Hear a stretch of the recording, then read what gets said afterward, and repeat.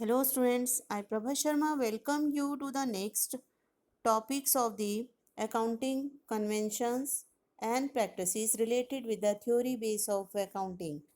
Today we will discuss about the conventions and practices related to the going concern, consistency and accrual base. First, going concern concept.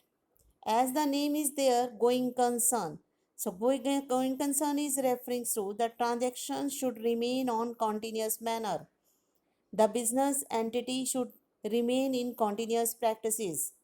So it means it should go for the indefinite periods.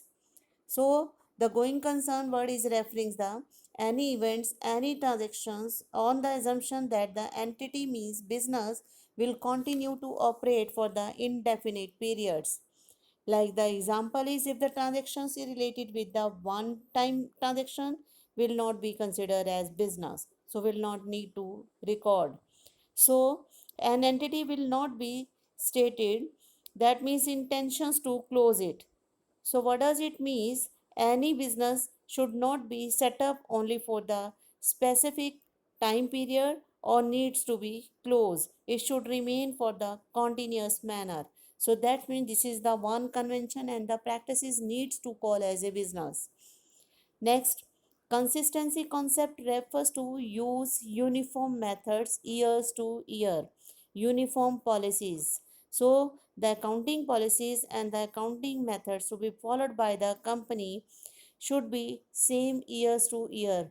But what does it mean the same? Means the long period it should be used same method, same practices. Years to year it should not be changed. Like the example are given, period should not be changed years to year. Like the calendars to financial, financials to calendar. The second is referring to the inventory valuations change. Then mean FIFO and LIFO methods are there. That means the organization first in first out and then the last in first out. These are the two methods should opt one and use for long periods.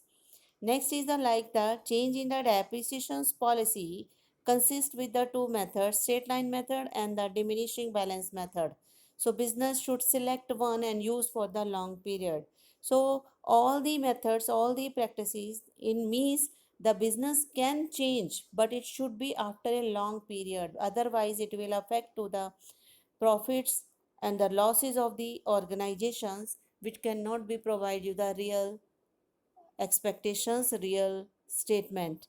So it should be changed after 5 years or maybe the 10 years, etc. So now come to the accrual concept. Accrual concept means it is receivable and payable item should be considered here. So here we word reference the accrual concept is generally used by the goods sector and the cash basis system is used by the service sectors. So in generally we are assuming that the accounts are prepared on accrual basis. It means the business which follow the cash basis accounting also. It doesn't mean the cash basis cannot be considered. The accrual means cash and credit both transactions are to be recorded. Like the salary payables to employees, interest receivable on investment. So these receivable and payable items should be considered, especially in the case of the goods sector.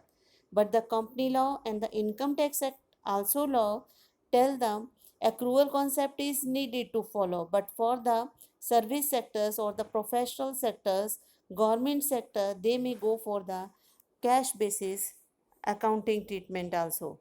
So on this basis, all these are the three concepts related with the accounting practices and conventions also. Thank you.